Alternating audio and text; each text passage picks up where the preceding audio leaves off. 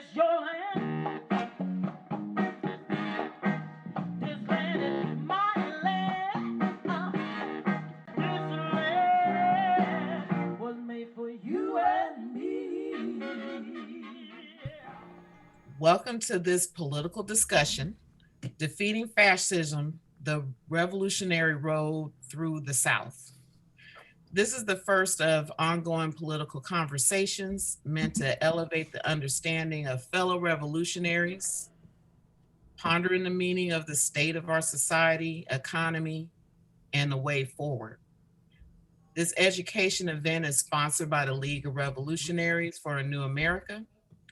This conversation will be recorded, so if you would not like your beautiful or handsome faces recorded or name displayed, please turn off your video and take the time to change your display name in your Zoom settings.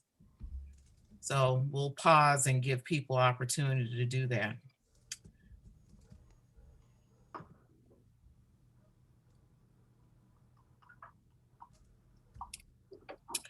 Again, this will be, a moderated conversation. My name is Kimberly Moses, and I'll be your moderator today.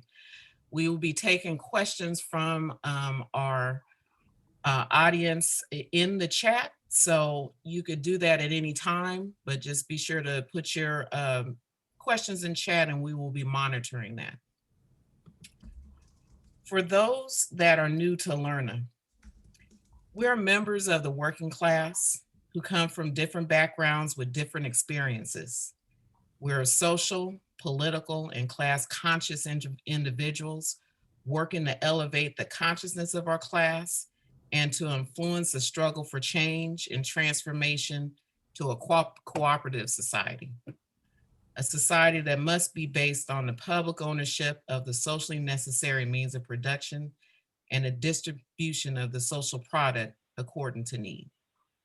This is revolutionary, and we are revolutionaries.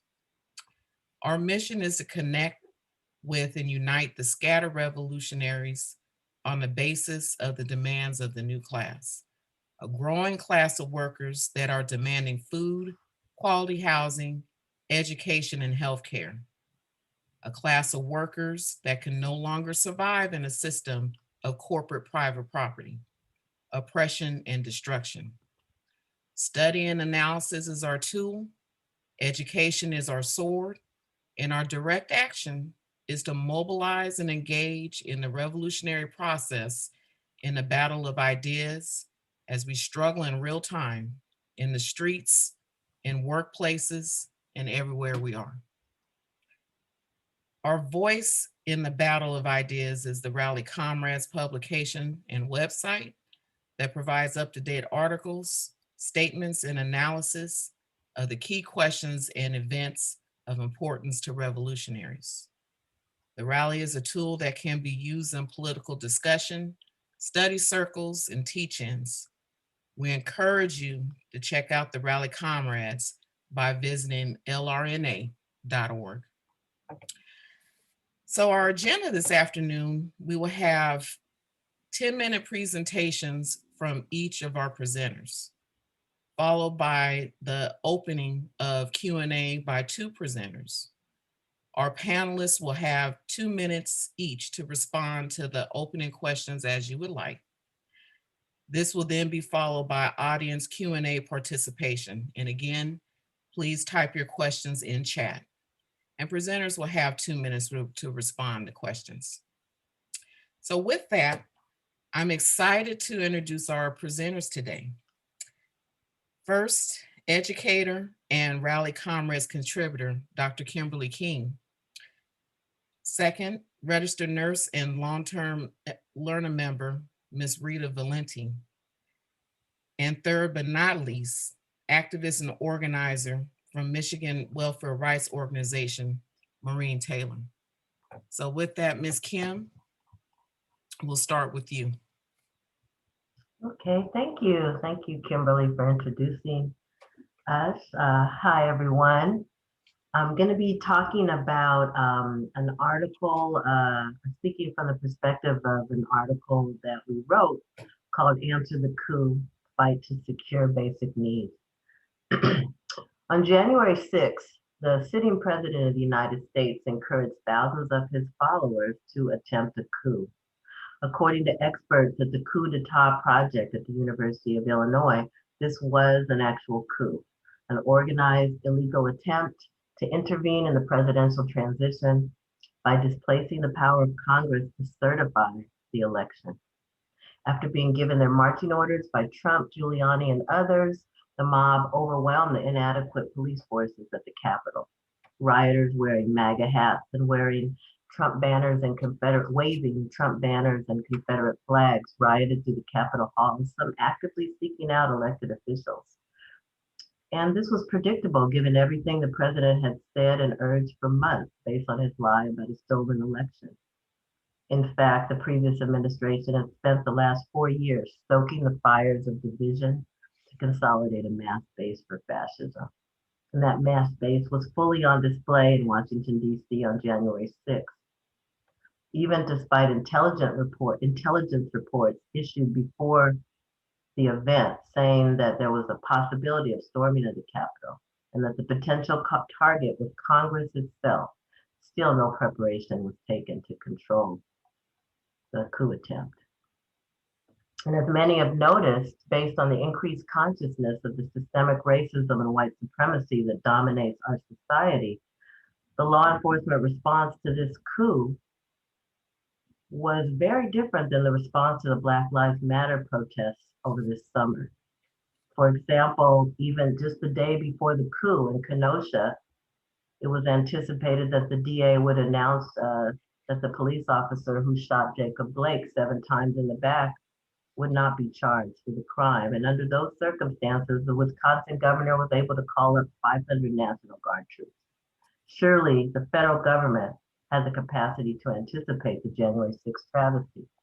Instead, the mob easily overwhelmed the Capitol Police. Just 52 people were arrested that day.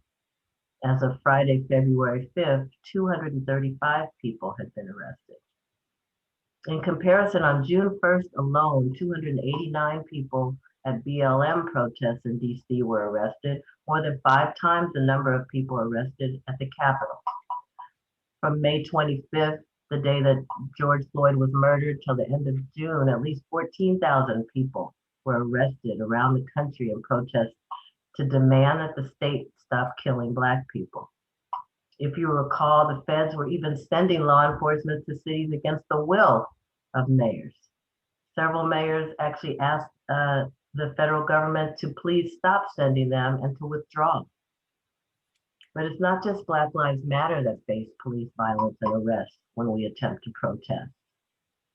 It's all of us who take action in the interest of human rights and basic needs. Between September 2011 and May, the website Occupy Arrest tracked over 7,000 arrests in the Occupy Wall Street movement. These Occupy activists were overwhelmingly white, but they were fighting for economic equality and against the corporate dictatorship of our country by Wall Street. Similarly, in the Poor People's Campaign, more than 100 activists were arrested one day in 2018 for trying to protest healthcare and environmental justice, not trying to overturn a lawful election. In May of 2019, the U.S. Capitol Police arrested 80 disability rights activists, some in wheelchairs, who were demonstrating for adequate funding for Medicaid, not taking up arms and threatening elected officials. In 1999, you probably, some of you are too young to remember, but the WTO protest, over 500 people were arrested in one day, protesting the world domination of corporate and finance interests. The Standing Rock protest against the Dakota Access Pipeline. In one day, 141 people were arrested. To be clear, I'm not suggesting an increase in policing or new domestic terrorist laws. I'm only speaking in favor of the Constitution that mandates equal protection under the law. Today, we're watching the development of a new fascism in our country. And we don't use the term fascism lightly, and we don't simply mean the use of excessive force. Today, fascism, the merger of the corporations and our government, is an objective reflection of economic revolution that's destroying the foundation of private property itself. Today's movements that for the people to demand that our government meet basic needs like housing and healthcare is on a collision course with the capitalist system that prioritizes private property over human life. This brutal system is particularly brutal in its disregard for Black lives, but the lives of all workers are inconsequential to this rapacious ruling class. Trump didn't even care about the lives of his own supporters, holding crowded indoor rallies despite the warnings of public health officials. Why doesn't this ruling class, and Trump is just a representative, just one of the representatives of the ruling class, why don't they care about Black lives or the masses of lives of all colors? Why aren't there adequate masks, ventilators, testing, or treatment? Why are politicians trying to send us back out to work and children back to school, even though COVID is not under control? Because a ruling class that does not need us will not pay to keep us alive. Over 50 years ago, a digital revolution has has been replacing millions of jobs with automation, robotics, and artificial intelligence. Digital technology is labor replacing, and in a capitalist economy based on the formula that workers sell their labor in order to buy the things they need to survive, this is huge. It's breaking the connection between workers and the owning class that controls society. The digital revolution and the elimination of jobs is creating a new class of workers that cannot survive under these conditions. As ever greater sections of the working class is pushed out of the economy, they are driven to confront a system that will no longer provide food, homes, healthcare, and education. The problem is not the technology itself. It's that the new technology is owned and controlled by a tiny ruling class that uses that technology to enrich itself while the rest of us move further and further away from being able to survive. This new class of proletarians threatens private property. We will not let our children starve, and our demands are coming directly against the ruling class corporate dictatorship. The ruling class cannot allow the new class to have a say in society's direction. Even the limited bourgeois democracy that we have had is being forced to give way to dictatorship of the corporation.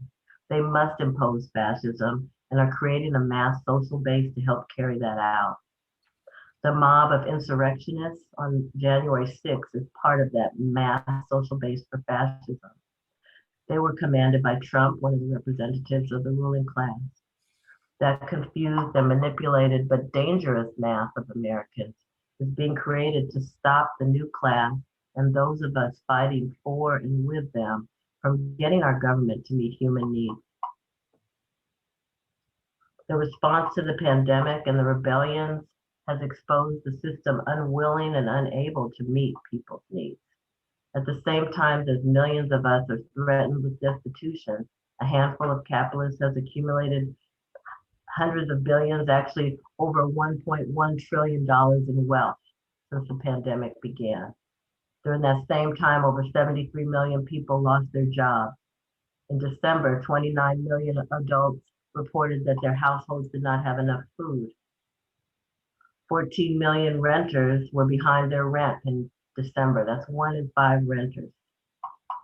Modern day fascism is being developed to enable the corporate ruling class to maintain control of our government in opposition to the masses who are fighting for transformation to a new, just, and equal America.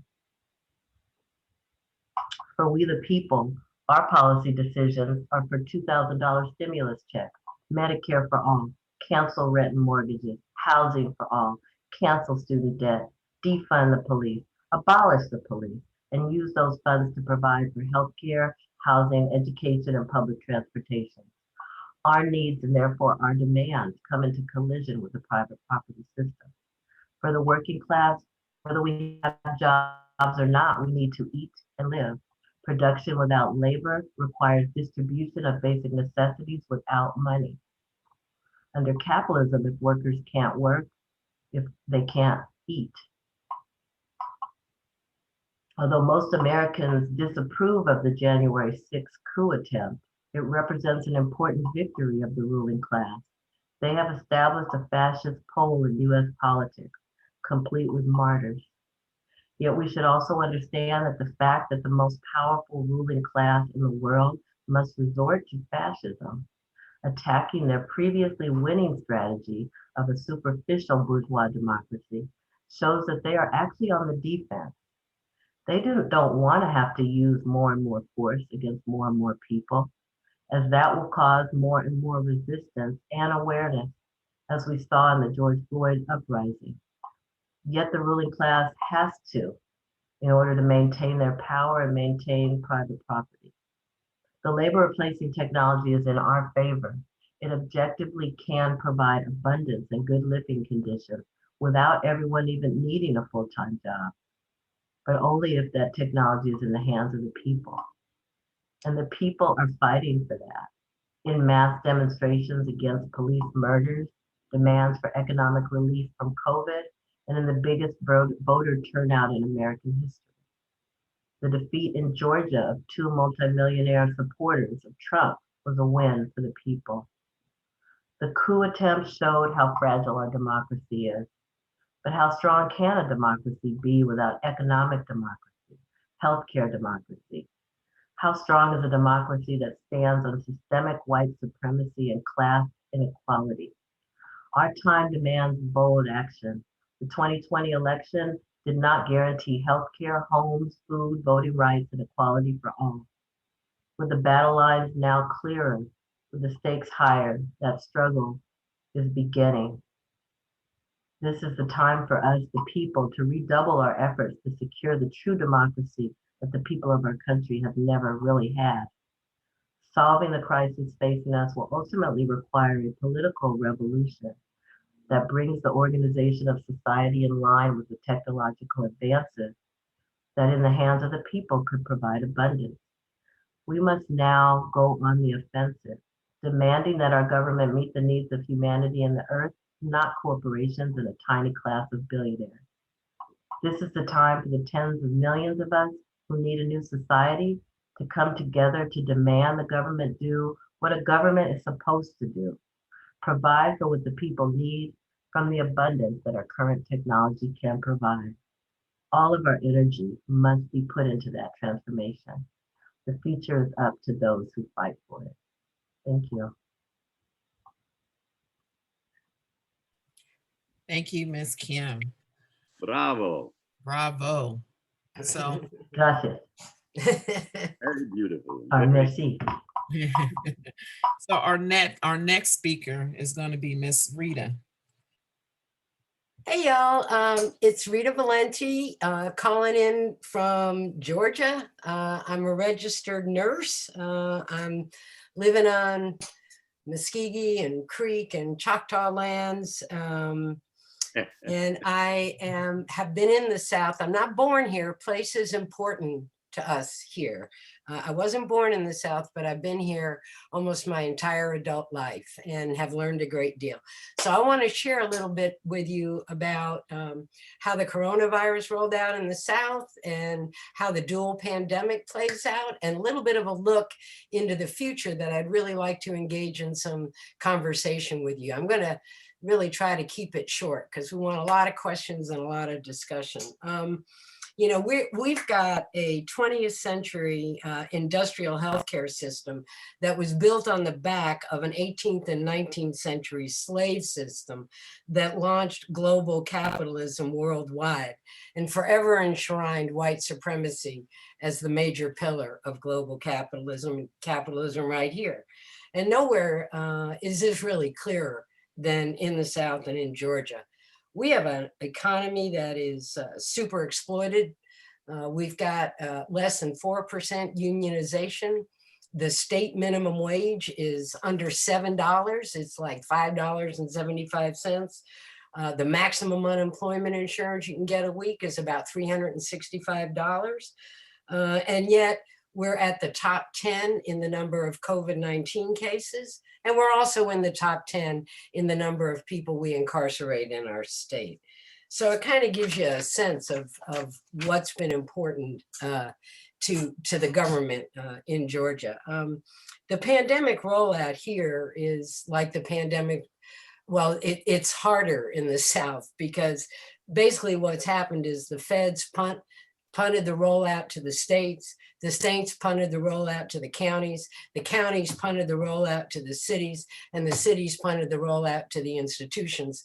And all of that was based on the convenience, the profits, and the revenue of the corporations that were engaged either in testing, vaccine manufacture, PPE equipment, etc. And that's also where science got thrown under the bus, because if the PPE wasn't available, the scientists were telling nurses and other essential workers just wear a bandana. So that's how so much of the rollout happened. In Georgia, one of the first areas that was hardest hit was in the Southwest Alabama Black Belt in Dougherty County, Alabama, the home of the Albany movement during the 60s, where with a disproportionate number of Black folks infected and dying from the coronavirus in the very beginning in the spring. Indeed, we had about 415 poultry workers from a nearby town called Moultrie that tested positive for COVID during that time and were sent back home to Albany, Georgia. And yet the Georgia Department of Public Health, their response to this was, quote, social behavior and cultural differences are, unquote, are flaming the virus. So in other words, the whole rollout of the pandemic and the disproportionate amount of people, particularly Black people, dying at 3 to 5 times the rate, or becoming infected at 3 to 5 times the rate. Latinx people also 3 times to 5 times the rate of coronavirus, and dying at 2 to 3 times the rate of coronavirus, was being essentially blamed on the people themselves and not on an infrastructure, a public health infrastructure that really didn't exist and had been pretty much hollowed out for years. A state where many other southern states never expanded Medicaid, where 11 rural hospitals have closed in less than 10 years, and 2/3 of all rural hospital closures have been in the South, where even before the pandemic, roughly 30% of all preventable deaths in this country from stroke, diabetes, heart disease occurred in the Southeast. And today we're faced with almost 500,000 people in Georgia infected with the coronavirus, with 14,000 have died. Public health expenditures in our state are about $25 a person, versus like New York or Massachusetts, where the figure's about $84 a person. And as we all know, the pandemic was a dual pandemic. It was a pandemic of coronavirus and a pandemic of white supremacy. And a state like the state of Georgia that was stripped down completely to only its most oppressive and forced use of violence. Just months after the lynching of Ahmaud Arbery in Brunswick, Georgia. And by the way, Brunswick, Georgia was already a Superfund site, and they had 15 toxic sites in Brunswick, 14 of which were in Black communities. Just months after the lynching of Ahmaud Arbery, just weeks after the murder of George Floyd, and just days after the murder of Rayshard Brooks, who was killed in Atlanta after having a conversation with the cops for about 35 minutes and then gunned down. Our governor, not my governor, but the governor that is elected, who had stolen the election from Stacey Abrams in 2018, and that's a whole nother story we can go into in conversations. But our governor, Governor Kemp, said Georgia is a state that unapologetically backs the blue. And to the police, to a meeting of the police, he says, "We got your back." He furthers and continued to further that process by suing mayors in the state of Georgia, including the mayor of Atlanta, for mandating the wearing of masks, right? The whole politicalization of masks still is going on in Georgia to this day. This is what generational trauma looks like. This is what the trauma of a history throughout the South that has been based in slavery, through a process of eugenics and through a process of involuntary sterilization, which is in fact has just happened in the Irwin County Detention Center in Georgia. Georgia, and in the rural part of the state, may not have Medicaid, may not have access to rural hospitals, but they have a plethora of jails. There's a plethora of jails, and the two of the largest ICE detention centers in the country, the Irwin County Detention Center and the Stewart County Detention Center. And it was at the Irwin County Detention Center where a brave young Black nurse blew the whistle on the lack of protection against the pandemic spread within these incarcerated institutions, and also blew the whistle on unconsented sterilizations. So you see, we also are a state where we make a way out of no way. And as you saw, we stopped Trump, we elected Warnock and Ossoff, and we did that not for the Democratic Party, but literally to save ourselves. We knew that we were constantly in a battle against the fascist offensive, and we really don't have a choice but to go on the offensive. And that's the last thing I just wanted to talk about real briefly, and that is that you know, we knew going into this pandemic that the healthcare system that went into this pandemic was not going to be the healthcare system that came out of this pandemic. We lost about 1.5 million healthcare workers were laid off in the middle of a pandemic, right? Makes no sense. Medicaid still wasn't expanded. And we had our state showed itself to be incapable, and is showing itself now to essentially be incapable of rolling out a vaccine in an equitable and in a prioritizing way. So the transformation we've seen in terms of the dominance of the technology corporations inside of healthcare plays out with instruments like the collection of big data and artificial intelligence. And just one little story to share with you that y'all may not know. Pfizer, the pharmaceutical corporation that's one of the major vaccine rolls out is Pfizer Moderna. Pfizer made a contract with the state of Israel to give them their vaccines in exchange for all the big data that the state of Israel has on the medical conditions of its citizens, and at the same time exclude any Palestinians from receiving those vaccines in West Bank or Gaza. So you can see how big data is the new commodity. But as I said, we make a way out of no way. And so the no way we want to make a way out of is a new healthcare system, a public healthcare infrastructure, a public health and healing infrastructure that is rooted in the community, that the communities set the priorities, that is community trusted, that there is scientific education about not only the vaccine, but all things healthcare. We need only really to look 90 miles to the border of Florida to see a pretty decent public health infrastructure where you're not made homeless for losing a job, where you're not made bankrupt for losing your health insurance, where you're not incarcerated for walking on the wrong side of the street at the wrong time of day. And I just invite y'all to engage in this conversation for that kind of public healthcare system. We got immediate demands. So we have to defund police. We have to divest in order to invest in the kind of public healthcare infrastructure that we need. We need Medicare for all. It is a leveling playing field financially, but we need more than that.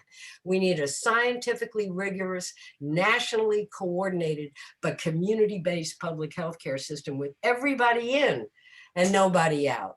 And just one last thing, just to, you know, everybody in, nobody out is also a sort of a parallel to Fannie Lou Hamer.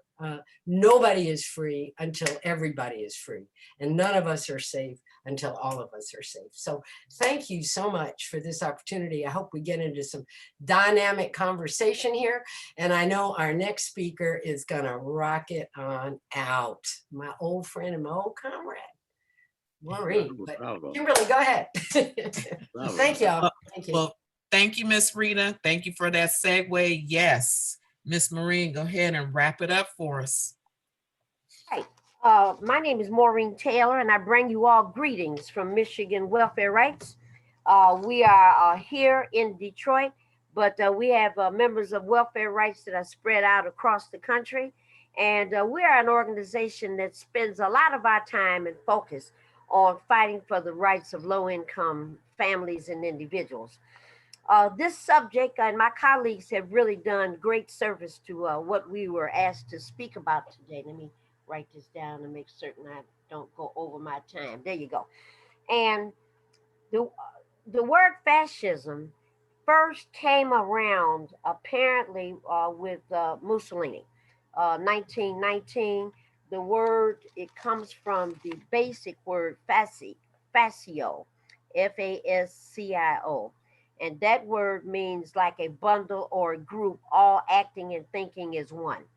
For those of you that may have some connection to the Star Trek series, you might remember they had something on Star Trek called the Borg. And the Borg was a bunch of robots, and they all kind of acted and thought and moved in the same direction. And that's sort of a layman's description of this term fascism, at least where it started. The symbol of fascism that started to be used in the 1930s and 40s was an axe with a lot of sticks around that axe tied to it with the blade part at the top. And that was apparently the tool, the look of or description of the tool that was used. Now, most of us are kind of familiar with the phrase fascism and what it means because we watch TV.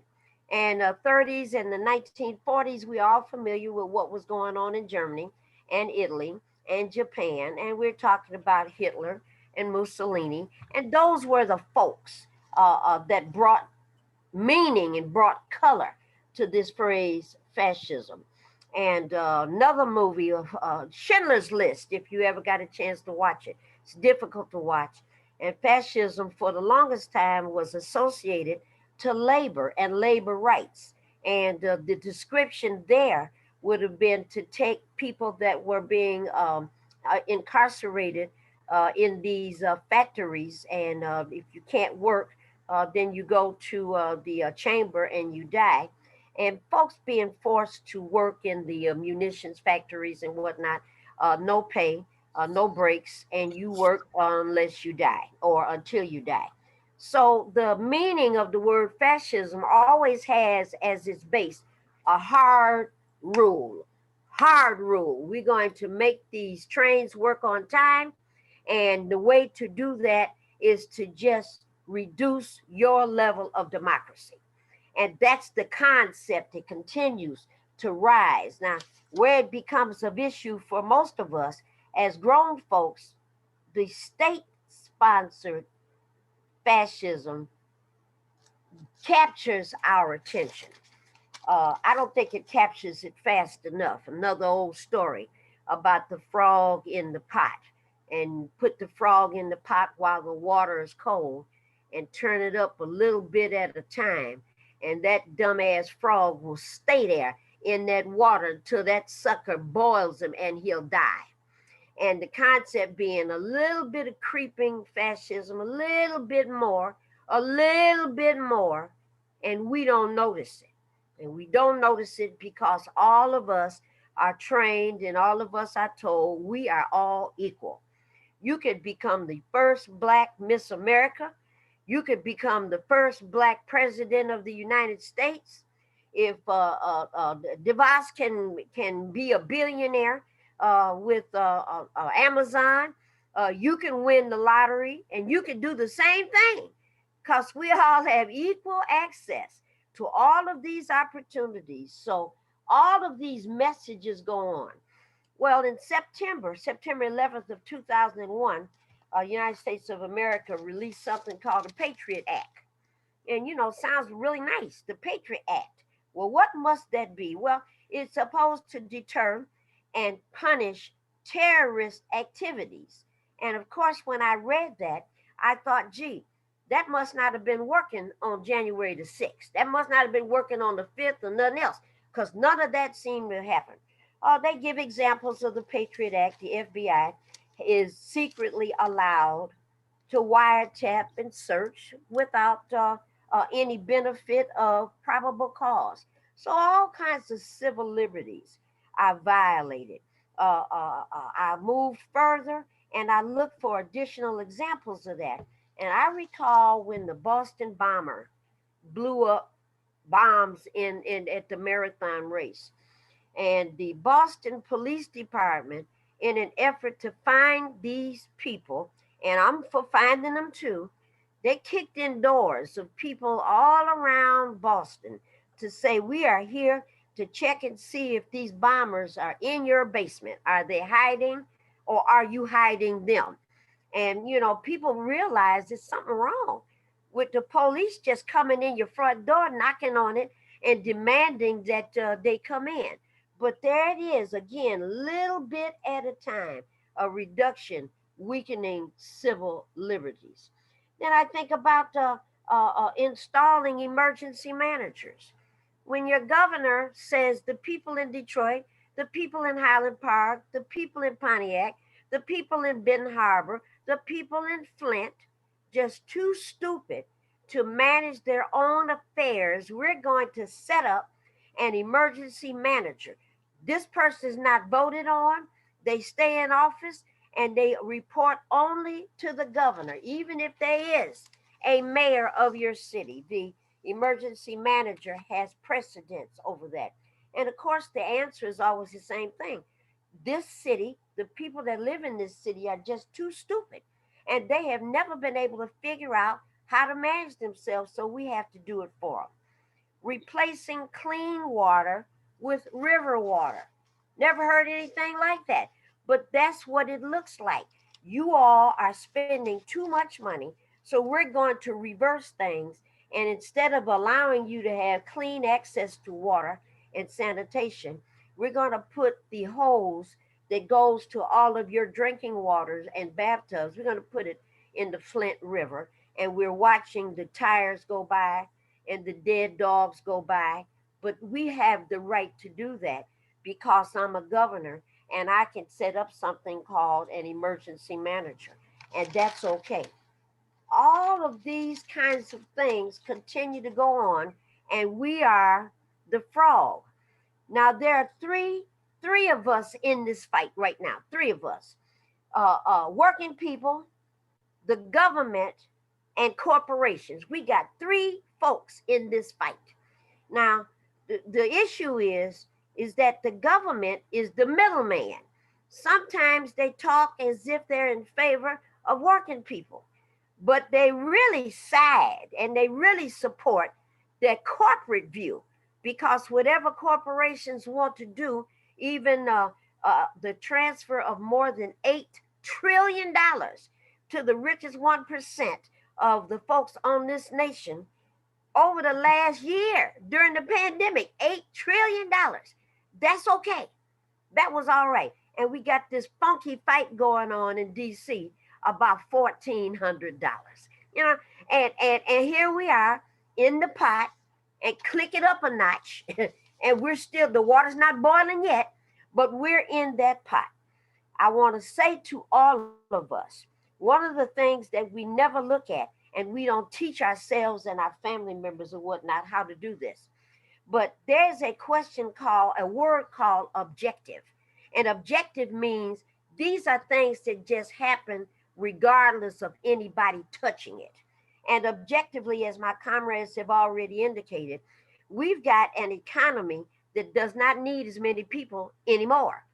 So if you had 100,000 men and women that used to work at the Ford Rouge plant building Ford cars in Dearborn, Michigan, and however many cars they made in a day, now you have 7,000. So you went from 100,000 down to 7,000, and the 7,000 that are left make 26 times more cars than that 100,000 did. So what happened to those other folks that you didn't need anymore? Same thing is happening all over the nation. We've got problems, and we are not looking at these problems. The president that just went out executed 13 prisoners on his way out the door. And we were all talking about it and upset about it, but we don't know what to do about it. We've got all of these examples of what fascism might be. And then we woke up one day and it was January the 6th. And the last example that I'll give, if we don't understand that there is a strong class component to whatever goes on in our lives. Here we had thousands of white men predominantly, some women in the group, some African Americans, some Hispanics, some other folks of different backgrounds and different cultures and different nationalities. And they were launched by the madman that just got out of office. And these white men mentality mob walked down to the Capitol building and encountered additional white men and women. And the Capitol Police did not understand the class question. And they were thinking, these are white guys. They look just like me. I don't have to be afraid. And that turned out to be a big damn mistake. Big mistake. All right. The government had made their decision. We crossing over to the corporate side on this event right here. And Mr. Sicknick, we're going to beat you till you die with a fire extinguisher in your head. Huh?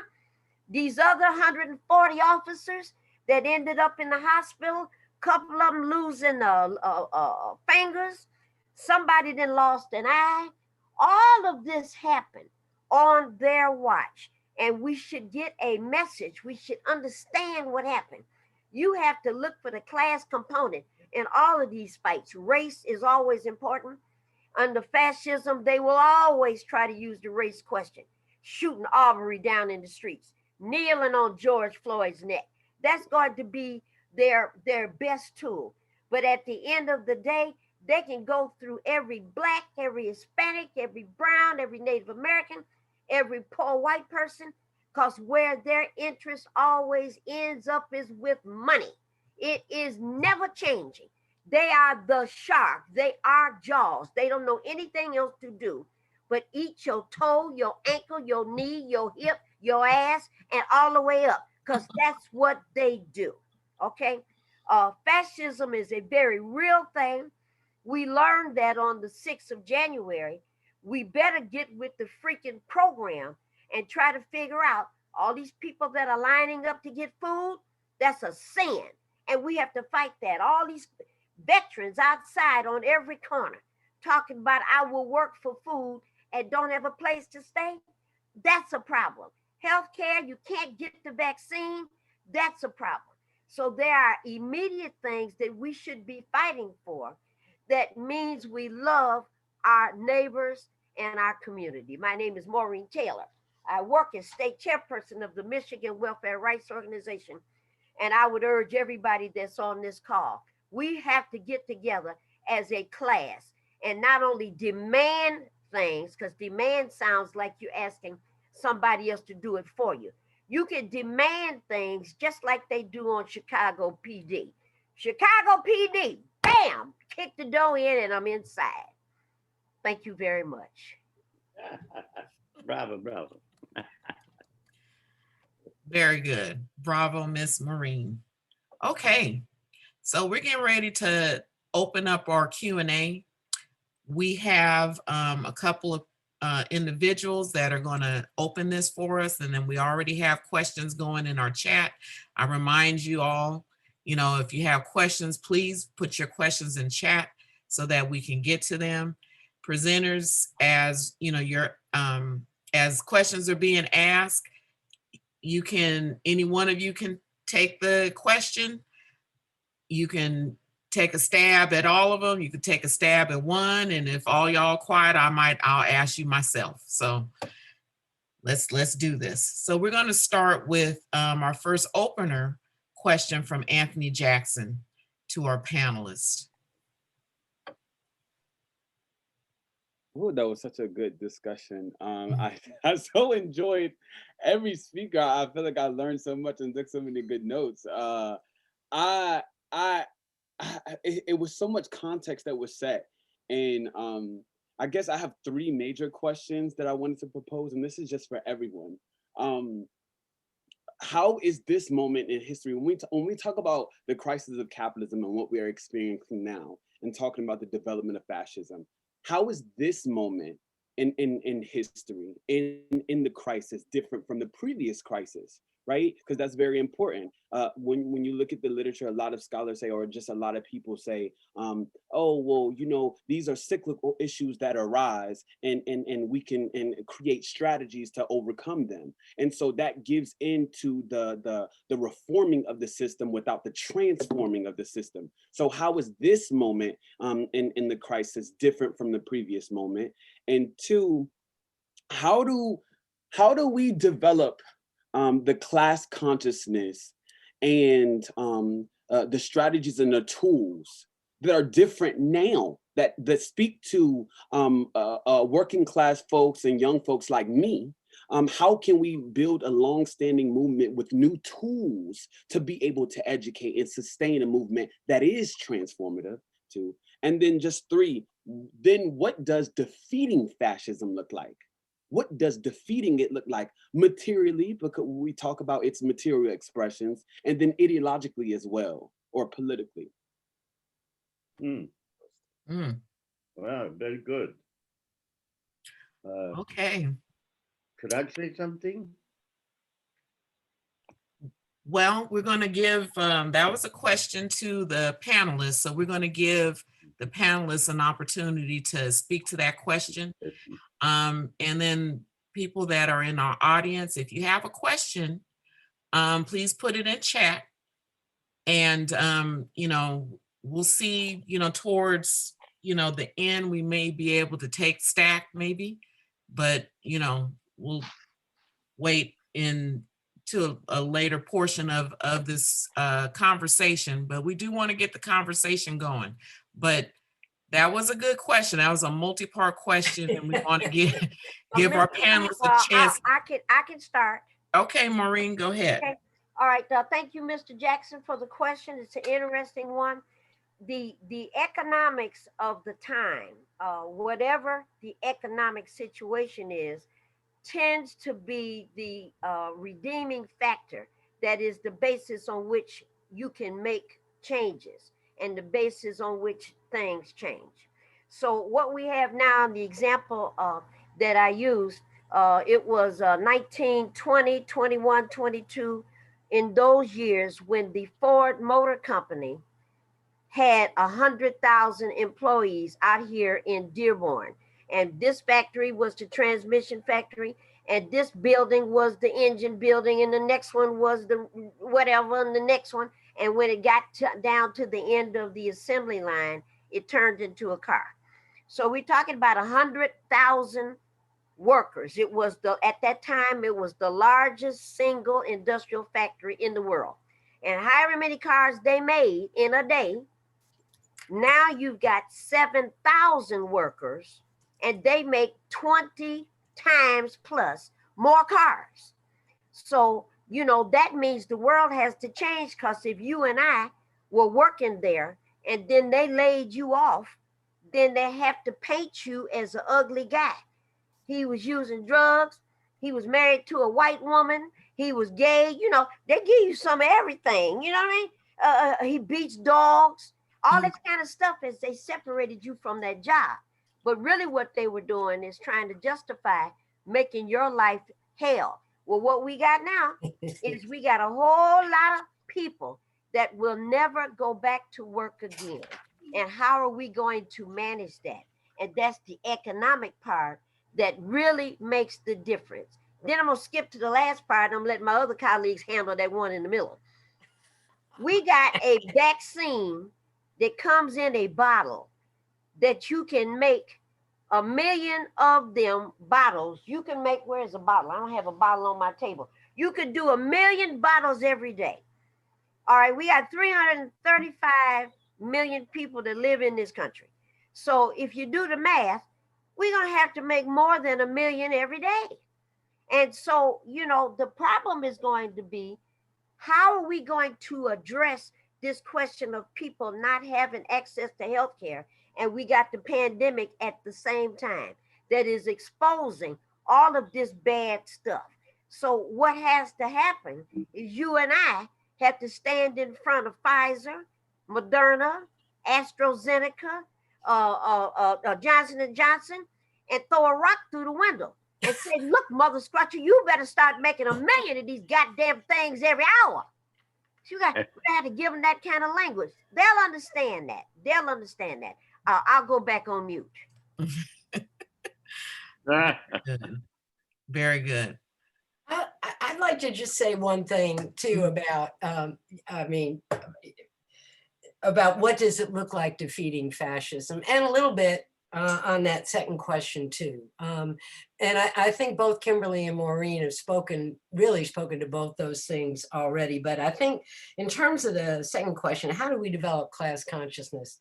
I think that's the key. I think it's the key. I think if we look around at what unites us is a demand for $2,000 a month as a recurring income, because people can't pay the rent, can't pay the food. What unites us is a demand to eliminate debt from students, from homeowners, from renters, eliminate debt, end evictions, defund ICE, and defund the police, and institute a red, black, and green New Deal that addresses climate crisis, institute a Breathe Act that recognizes not only the disparities in terms of the history of this country with white supremacy, but the economic disparities that Maureen talked about that the entire class faces. And study. We have to study. We never know enough ourselves. We have to read, we have to study, we have to talk, we have to educate ourselves. And more than anything else, the last thing I wanted to suggest on what does it look like to defeat fascism? It looks like community. It looks like a cooperative society. It looks like a place where things are managed and people aren't, where needs are met based on what those needs are, and people contribute back to society based on the skills and the passions that we have. It means a society where we can finally become fully human and heal the earth. We have to heal, all of this is moot unless we actually discuss the climate crisis too. But I just wanted to share some of that. Maureen got me going, and Anthony, as usual, questions, nail on the head. Very good. Okay. So I'll just say one thing really quickly, which is just that, when a somewhat of a representative of the ruling class runs for president and says, I want to give you guys $1,200 a month, Andrew Yang, when the ruling class starts trying to give us money every month, they understand that our jobs are going away. We were one of the first organizations to talk about this, but now more and more people are showing that they understand this. So it's I'm on a Zoom. That's what time it's at. Can we make sure everybody's muted who's not talking right now? I just sent you. But yeah, so that's just another sign, like as other peoples have said, the level at which jobs are being eliminated is a whole nother level now. For a long time, the capitalist system was expanding and growing, and there was still a relationship between the rulers or the owners and the workers. That relationship has essentially been broken. So therefore, that's our only solution, is a new government that's organized around the interests of the working class, who, maybe we even need to come up with a new word, because more and more of us do not have jobs and are not able to work. But work can be for society. It doesn't have to be just for the capitalists to make money. It's all the things that need to be done in society. Okay, very good. So we have one more presenter for our Q&A question, and it'll be Dr. Sal Sandoval. Go ahead with your question to the presenters. Yeah, mine isn't so much a question as I wanted to bounce off of what several of the speakers have already spoken to. And that's the issue of how there's a real movement towards anti-science, and there's a lot of fake news, false science out there in the social media. And what it's doing is we really have to look at it, why it's out there and why it's being promoted. Because, you know, the public health system, I work in with public health, you know, in California. And what public health should be doing is really making sure that the health of the public is taken care of. So what's happened now is we've got a situation where people in Flint don't get drinking water. People are, you know, they're living on toxic dumps in a lot of places. But there's been a real rollout of anti-science, false news. And there's a saying that says that if you have, say, one fool can fool 10, can raise more questions than 10 wise men can answer. 2 fools can raise more questions than 100 wise men can answer. And it goes on from there exponentially. And that's being done for a reason. It's being done to disarm people. We have African Americans that are afraid of getting the vaccine because the Tuskegee experiment on syphilis, I mean, people are afraid. Farm workers in California are afraid of getting the vaccine. And they're afraid of being public charged, or afraid of they're going to be deported, and you know, so many different things. But really, the science should be for the common good. And what's being done is the science being used to disarm people. And I just wanted to say that to kind of add on to what Rita and Maureen have said. Thank you. Thank you. So we'll go ahead and go with our first question from our audience. And actually, just full disclosure, this is my question, so I'm just taking liberty as moderator. But I think that it's important that we do drill down on this understanding of what fascism is. I think, you know, one is being thrown around a lot now in popular media, but how much do people really understand? So here's my question to our esteemed presenters. Explain the understanding of fascism being the merger of corporations with the state. How does this differ with the historic depiction of fascist Germany of the 30s and 40s? And how does that square with the social fascist movement that we're experiencing of the so-called right?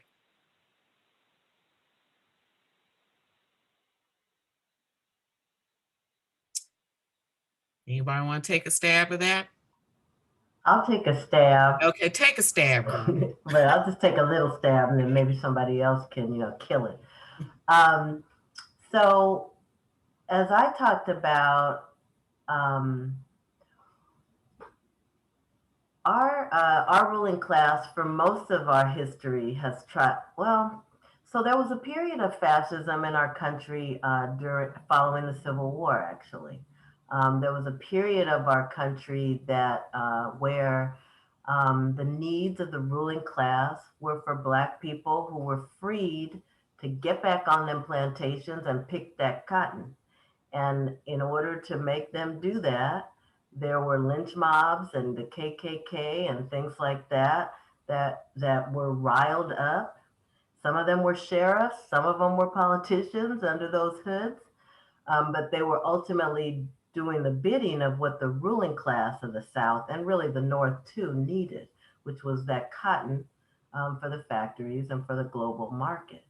But now what we're also seeing and there was a need to restructure things. You know, it was a huge transition period.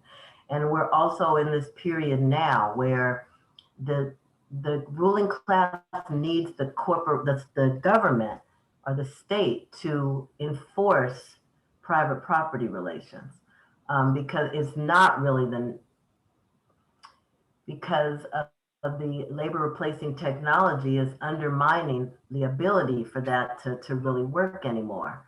So it's artificially being held by the government, by the state, by the aspects of force are artificially holding private property from the masses. Um, I guess I'm going to stop there. But just basically that it's not like it's a decision just for ideological reasons, like the way we think of it's not just the racism, although the racism, like other people mentioned, is being used to divide the class. It's all against us uniting based on class interests to force the government to do what the people need. The fascism is to get the government to maintain the needs of the ruling class, which is so that's my understanding of it. But others And can say more. I'll weigh in as well. The way I interpret the phrase fascism, and then at the same time in my head, I'm thinking about private property. Private property does not mean my car or my house or my books or things that belong to me personally. I'm not talking about that. Talking about industries of private property. So Kroger's in Michigan, Kroger's has multiple stores that they own, and in a pandemic, when this first started, Kroger's was seen pouring milk out on the curb.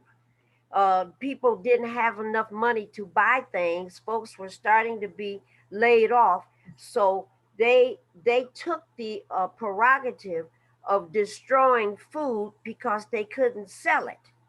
And private property, meaning access to food for everybody that's in a pandemic. The entire nation should have been told the morning that the first virus case was recognized, like what Jacinda Ardern did. Jacinda Ardern is the Prime Minister of New Zealand. And that sister girl, after she figured out what was happening, she put in the newspaper an ad in all the New Zealand newspapers, and there's a coupon in the ad. And she told everybody, different communication efforts or whatnot, you don't have to worry about a thing. Cut that ad out, take it to your grocery store, and buy whatever you want. I don't care what the cost is.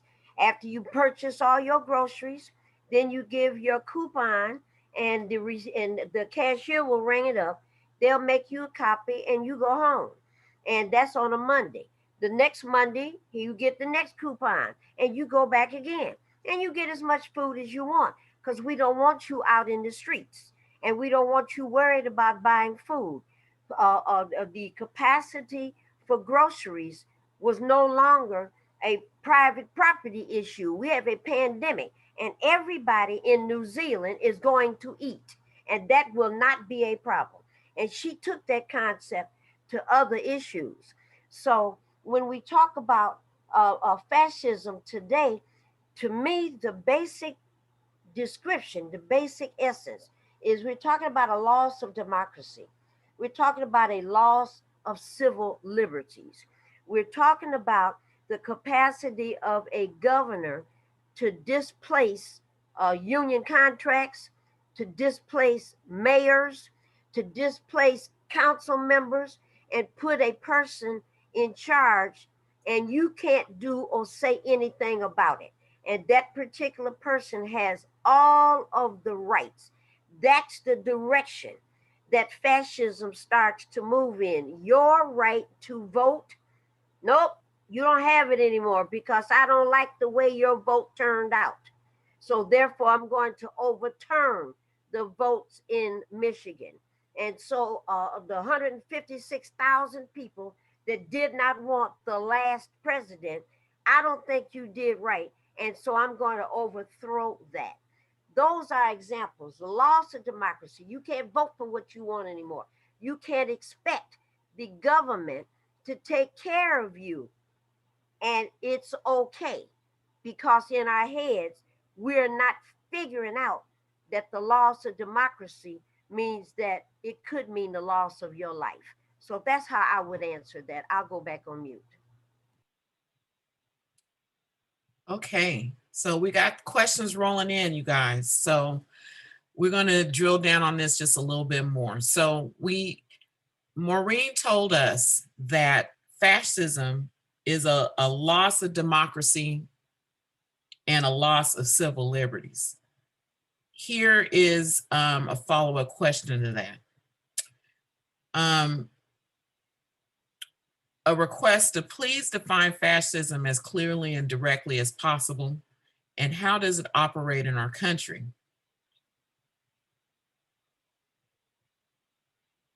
Are you asking me?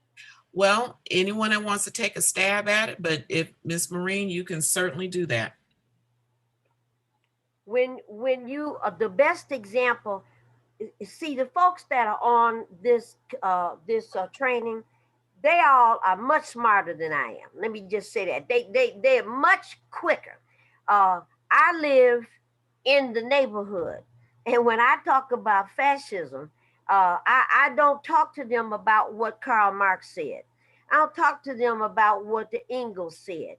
I try to give a description of something that makes sense in my life so that you'll get it from my perspective.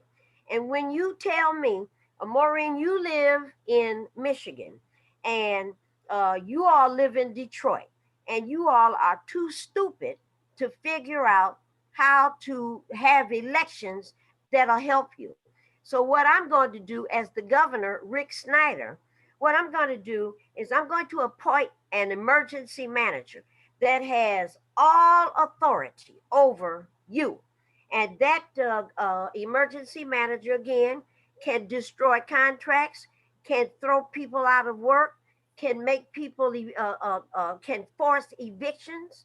All of this is possible because I lost my right to vote and I lost my civil liberties.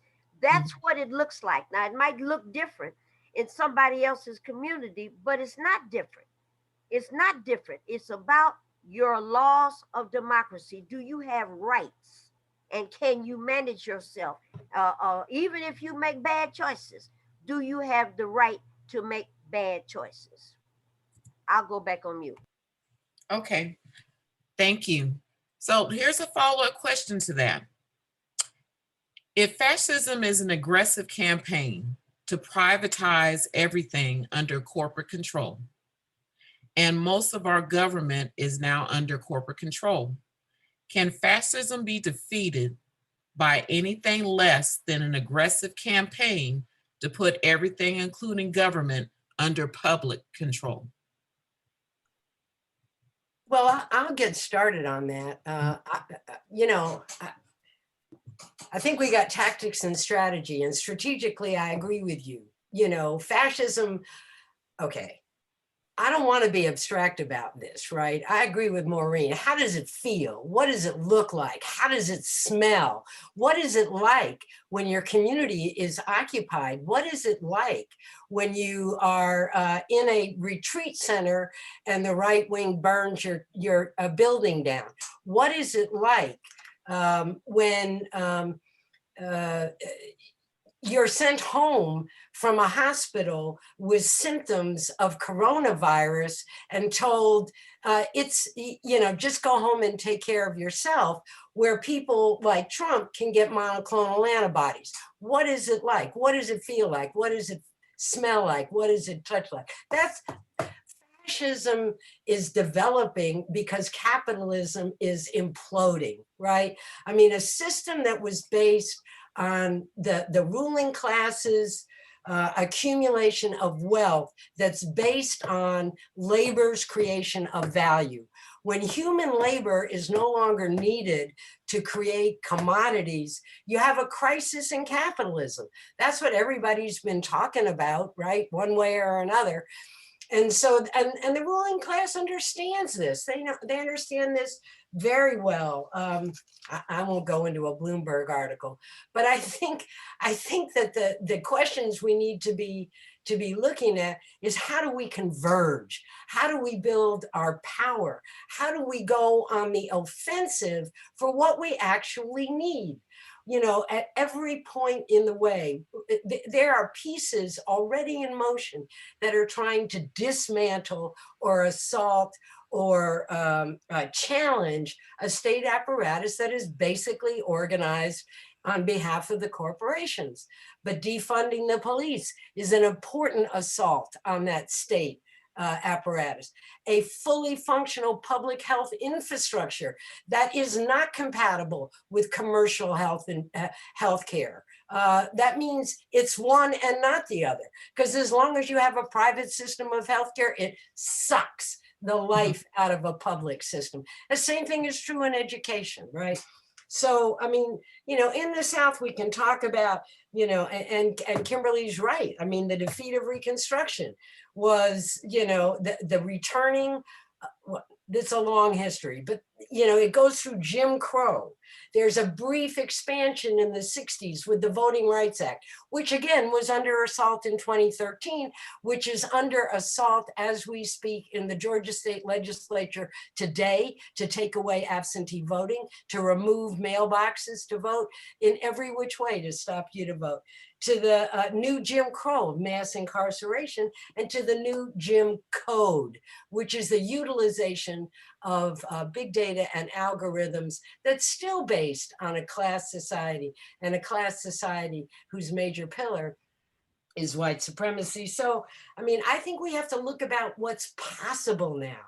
We don't have, yeah, I mean, we have to put forward our vision and our feet on the ground, our minds in the process, to actually unite a class that fights around our commonality of interest, recognizing the divisions within this class that have been created by the ruling class, and then addressing together the needs that we share. Very good. Thank you, Ms. Rita. So this might also be another question for you, or anyone that wants to, of our presenters that want to tackle this next question. So yes, the South set the national model for worker suppression and horror stories. But with the creation of the Rust Belt and the rise of Koch-funded right-wing think tanks and swing states, why is the road to revolution still through the South? Well, the only thing I can say is whoever asked that question is absolutely right. I mean, you know, we call it down South, up South, particularly in the Midwest, right? I mean, when the state of Michigan, you know, repealed, when the state of Michigan instituted right to work, I thought I would have a coronary, because I spent a lot of my formative years in Detroit in a strong union town, and never thought that that would happen in the Midwest. But that's a result of the Rust Belt rusting out, right? Of the transition from an industrial society, a society that's based on heavy production, on production, that needs human labor, that uses technology as an adjunct to labor, to a society that is now using technology as a replacement to labor, which can give us a lot of opportunities to work, rather to live in order to work, rather than how we do now, which is to work in order to live. But I'll stop there. I mean, I think the question is right. the things that are happening, this is not just happening in the South. It's obviously happening all over the country. I mean, the Klan has always been a home here, but these militias are all over the Midwest, California, all over the country. And they are just an example, but they are not the full-throated face of fascism, which is the corporations that are supporting this effort. Okay, very good, very good. So we have another question. So please explain how fascism is here, which many of you kind of done already, and fighting fascism is not the solution.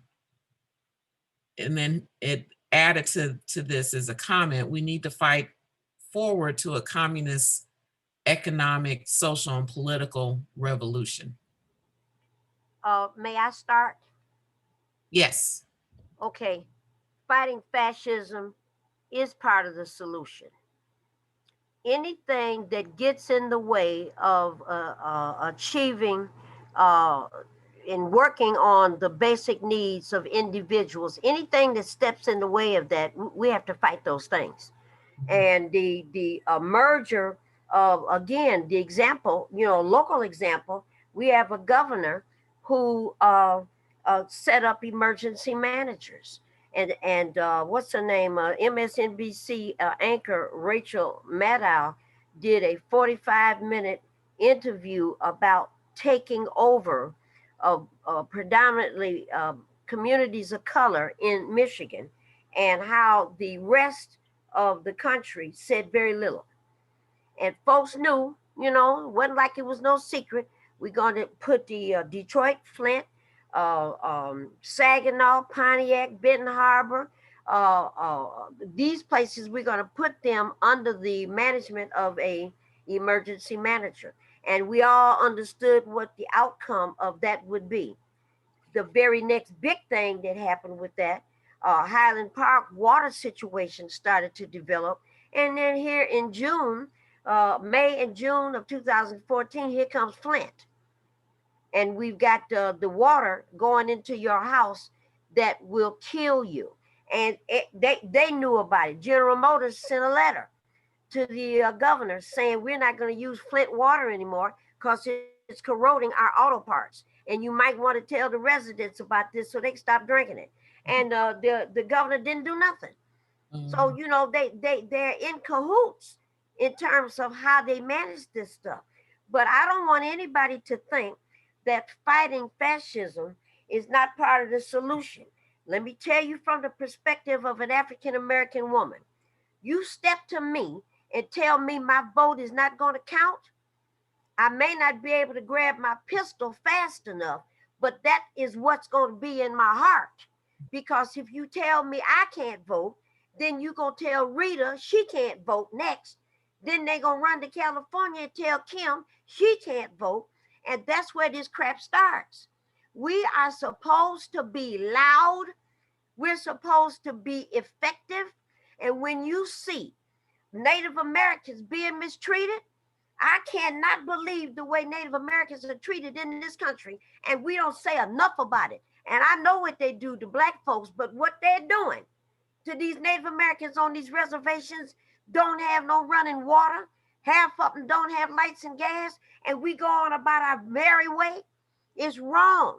And if you let one little piece, here's the frog in the water, you let one little example of a fascist trend get started, the next one will be easier, the third one will be easier still, and we'll be the frog in the pot and the water being turned up. Y'all know the statement. First they came to get the Jews. I wasn't Jewish, so I didn't say nothing. Then they came to get the trade unionists. I wasn't that, so I didn't say nothing. Then they came to get the religious people and the mentally impaired. I didn't say nothing. And then one day, somebody was knocking on the door for me, and I hadn't said nothing, so there was nobody there to help me. I come out of the Black Panther Party, and I am not mixed up at all. You have to kick fascists in the ass. There are lots of ways to do that. Lots of ways for that to happen. But you must stand up for righteousness. You must. I'll go back on mute. Bravo, bravo. So follow-up question to what Ms. Marine just talked about. Now, she spoke to this question a bit. This gets a little more specific. How do we equip the maximum percentage of our class to counter the attacks from the fascist right? What kinds of structures are needed? How to counteract the anti-science propaganda that is the distraction from the struggle? I think that's a really good question. And I think that's the question we all need to start talking about. What is it? How do we move this stuff forward? And there's a lot of things going on the ground that I think people, all of us are parts of and need to pay attention to, whether it's the militant battles of welfare rights or water committees in Michigan, to the development of mutual aid centers. Mutual aid liberation centers that have a long history in the South and were used as a way to try to provide for the basic survival needs, but also be able to launch an offensive against the state apparatuses that oppress us. So I think we have to, realize it's a big, big class. We are millions more people are now falling into that increasingly impoverished working class that the pandemic just accelerated, extended, and deepened what was happening before the pandemic actually started in January. We also know that it wasn't the last, it wasn't the first, and it's not going to be the last. So there's a sense of urgency there to be bold, to speak about the visions that we have as human beings for a peaceful, cooperative society where things are managed and not people, where distribution occurs on the basis of need, and to understand our interests. It is in our interest to wage those fights, to come together. Very good. So one little question, like to hear what you think of this. So what is the role of Antifa?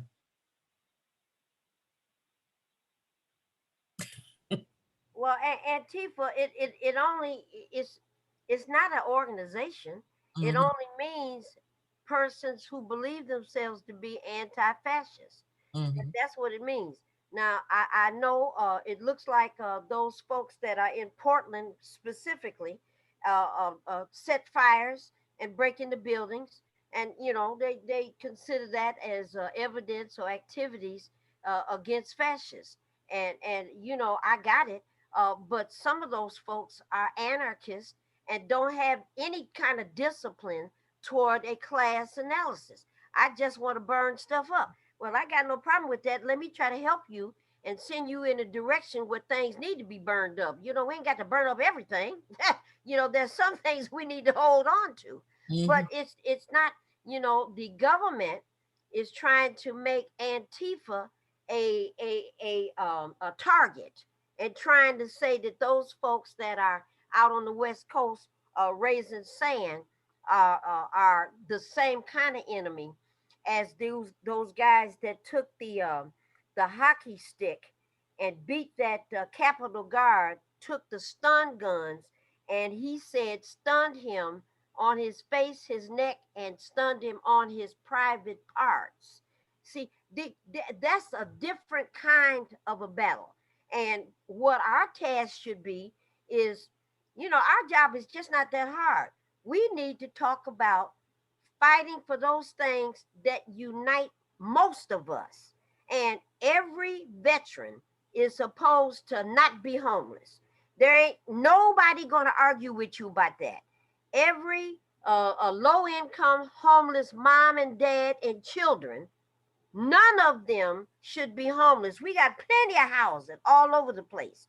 So those things that unite us, and the Antifa people and anybody else, we all want housing. We all want access to health care.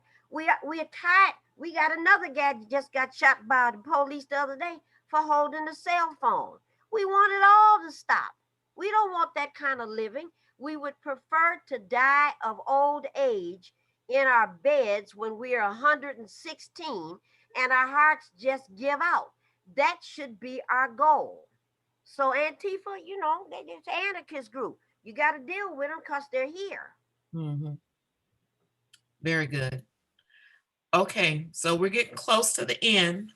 There were two individuals that I'm going to acknowledge for STAC, and then we're going to ask for each of our presenters to just do a 1-minute closing. And then we got a couple other little things, and we'll be wrapping it up. So the first individual for STAC is Mr. Steve Miller. Hi, yes, thanks. My question is this, we're witnessing now a huge move to pit parents against students or teachers across the country around the reopening issue.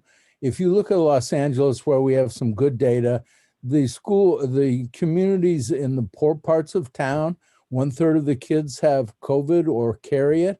In the rich part of town, it's 7%. And so they can reopen those schools without too much of a problem, keeping distance and stuff like that. But isn't it going to be the situation when they try to reopen the schools in the poor parts of LA, and this is true for every urban area, that the virus is just going to start spreading all over again, and it just really bring down even the rich schools? So that's a question that I have. Okay. Yeah, I'd like to respond to that. Yeah, I definitely agree. I'm a college instructor in my regular job, and have looked at education a lot. Yeah, it's just like them sending us back to work. It doesn't make any sense. It's part of fascism. I mean, they really don't care if we die. I mean, that's what's happening. They don't care if our children die. They don't care if teachers die. They don't care if the secretaries die. They don't care if the nurses die. They care about their profits.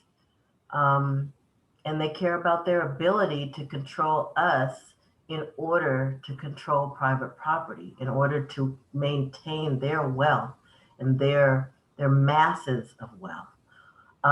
So yeah, if in order for kids, in order for schools, I mean, I'm very upset about how children are not getting their education, but we can't just send kids back to schools when we have a pandemic. There are things that could be done. It would require a huge investment. It would require a huge investment of resources and more teachers in more space, open spaces. But even if that were to be the case, in the communities, like Steve mentioned, in the poorest communities, COVID is running rampant still. So even if the school was a safe place, once the kids left the school, they would get COVID and they would bring it back. So it would require a huge intervention in the communities to actually talk to people, actually explain how do you get COVID, actually make sure everyone has masks, actually make sure everyone has real good health care. That's the only way. And they're not doing it. They're not willing to do that. People can be talked to, people can be taught. It's not like the rich people who only have a 7% rate. They're not better than the poor people. They just happen to have more knowledge and more resources. They don't have to go out and work. They don't have to go to the store. They can have all the rest of us do their work for them. And the way you get COVID is being in touch with other people who have COVID. It's a simple thing. And some people are protected from having to do that. And some people are basically forced. They came up with a whole new name for essential workers, basically people who the ruling class needs. And if we die, oh well. So it's really unfortunate because it really, children are losing a lot by not being in educational settings. But the school districts and the government is not doing 1/8 of what they need to do to open up the schools in a safe way. It's just not time for that right now. They could do it, they're not doing it. Very good. Okay, so the last person that I had for stack, if you still want to ask a question, is Mr. Jack Hirschman.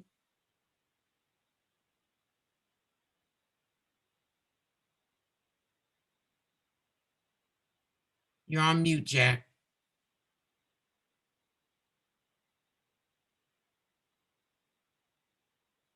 Go. Okay, you can hear me now. Yes. Yes, my question was the development of the new class, it seems to me, after 25 years, this idea of the new class needs to be, I have the feeling that we need another term in order to get the grouping together. I asked for Damon Hartley to read his statement. If Damon is here, I wonder if he would, because I think he's very accurate in the statement. If Damon Hartley is here, could he read his statement? Damon?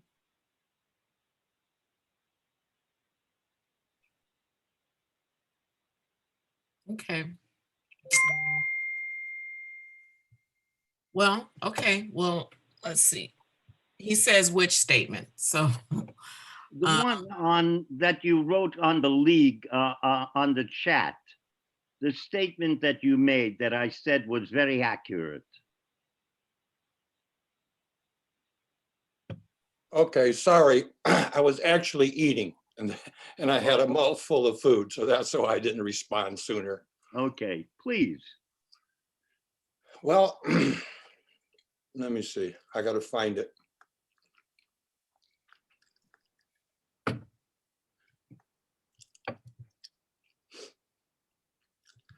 Okay. What I said was Italian dictator Benito Mussolini defined the merger of the corporations with the state and government as fascism or corporatism.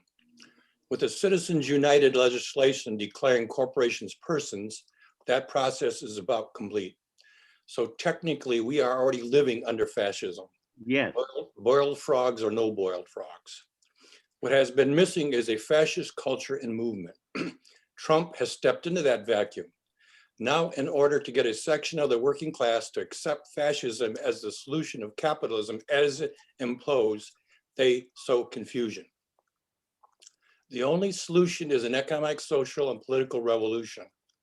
We are already going through the stages of that process. Welcome to the new American Revolution. And also, in several statements I put up there, I'm trying to clarify. I have been a member of the old CLP and now the LRNA for almost 45 years. And what I fight for is the line, our understanding and our analysis of what's taking place in the city, state, country, and world. And our position and our understanding is that fascism is here. We can't roll back. We can't go back to a previous period before fascism. The only solution is for us to move towards class consciousness, targeting the new class, and bring about a communist, economic, social, and political revolution.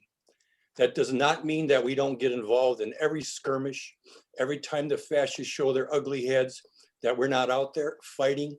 You know, we were involved with the George Floyd rebellions, and we'll continue to do that because that's our starting point insofar as our ability to bring consciousness and propaganda to the mass. Bravo, bravo. May I add something? yes, ma'am. Yeah, just about the new class. I posted a new article that's in Rally Comrades that is our Black History Month article, and it's called From Abolition of Slavery to Abolition of Private Property, African American History and the Liberation of Us All. And in it, we actually call the new class an abolitionist class. We refer to it as an abolitionist class because this class's position is outside of the economy, and its only way to survive is to abolish private property. And so just like the abolitionists, the first abolitionists in our country who were trying to abolish slavery, which was a form of private property, and then the movement to abolish prisons is also only going to be accomplishable through the abolition of private property. Today's class, new class, is an abolitionist class. And just to go back again to, so I totally agree that that means the abolition of private property is is a communist revolution, a revolution that will lead to a cooperative communist society that is structured so that everyone has their needs met.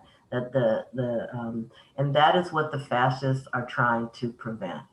The merger of the corporations and the state is to keep the control of all the resources of society in the hands of the ruling class, a tiny class. One of my comrades said you could fit their whole class in 2 buses. How are they dominating the whole world? That has got to be over. But the only way for that to be over is if we do unite across our so-called divisions or their efforts to divide us, and fight forward for the government to meet the needs of society, to protect the earth, for healthcare, all those things. And it's totally possible right now. Again, if Andrew Yang and other people are saying, you know, just give them $2,000 a month. I mean, there's something happening in society. It has to be, society is struggling to be transformed. In whose interest it will be it is being transformed. As Damon said, and others have already said too, fascism is here in the United States of America. They are trying to transform our society from capitalism, which is a private property system, but which cannot exist without jobs, to a new form of private property. And so that's what fascism is trying to do. So, and that's what we're opposing by fighting forward in the interest of humanity and the earth. Yes, very good. Bravo.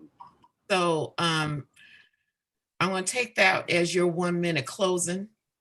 That's about 2.5 minutes. Thank you. And then Miss Maureen, do you have just a brief closing statement for us? Yes, I do. I'd like to quote one of my favorites, and that'll be William T. Kirk, head of Enterprise. And Captain Kirk had a discussion with Science Officer Spock. Saul, this is for you.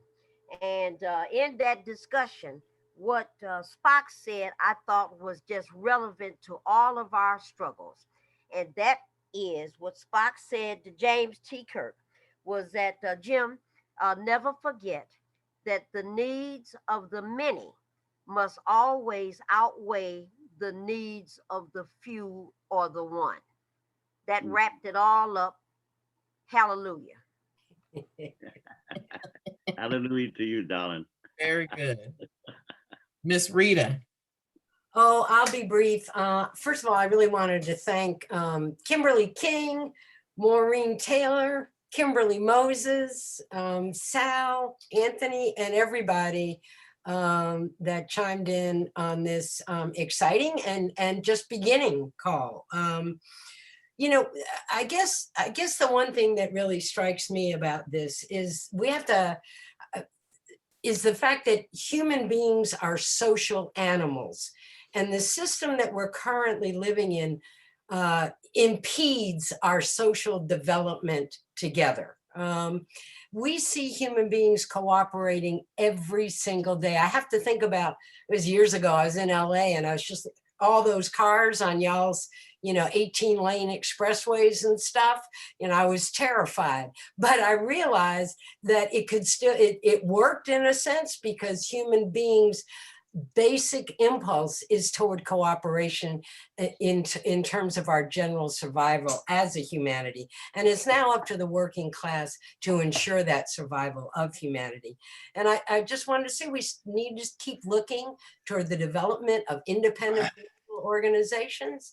And we need to keep studying, talking, and developing our shared understanding. And I'm going to use a quote from a couple people I love, Fannie Lou Hamer, "Nobody's free until everybody's free." And everybody in, nobody out, which has been the call of healthcare for quite some time now. So thank y'all very, very much. Appreciate y'all spending time with us, and look forward to this again, Kim. Yeah, absolutely. So I want to mention that this conversation is the first of many. We'll be doing this on an ongoing basis. Thanks to everyone for joining the conversation today. And then we're done with our official program. But lastly, we invite you to join us in the struggle for change. To be a member of LRNA is to accept our program, work together in the battle for ideas, and unite around the fight for basic needs. Study and learn from one another to help educate and unite with other revolutionaries to realize a vision to secure the future of humanity and our planet. Thank you, everyone. Thanks for hanging in there. We went a little bit over, but I think it was an excellent discussion. And thank you so much to our panelists, Dr. Kimberly King, Miss Maureen Taylor, and Miss Rita Valenti. Thank you so much. This